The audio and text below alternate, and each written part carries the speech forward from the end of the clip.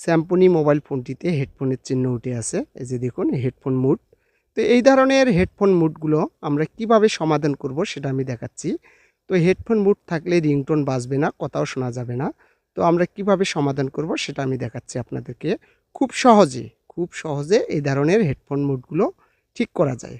এই যে দেখুন আমি আপনাদেরকে দেখাচ্ছি। কিপ্যাডটা তুলে নিলাম, নেওয়ার পরে আমি ব্যাটারি দিয়ে চালু করব। এই যে দেখুন আমি চালু করলাম সেটটাকে। এরপরে দেখতেছি হেডফোন মোডটা এখনও আছে। এই নিচের দিকে রেজিস্টার একটা আছে। এই রেজিস্টারটা যখন শর্ট হয়ে যায় তখন এই প্রবলেম হয়। আমি একটু থিনার দিলাম। এই যে দেখুন কি ঘটে দেখুন। এই যে দেখুন একটু ময়লাটা পরিষ্কার করে দিলাম। এই যে দেখুন চলে গেছে। এই যে দেখুন হেডফোন মোডটা চলে গেছে, একদম ঠিক হয়ে গেছে।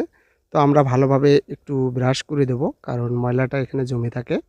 এই কারণে এই প্রবলেমটা হয়। এই যে দেখুন নেই আর, হেডফোন মোডটা চলে গেছে।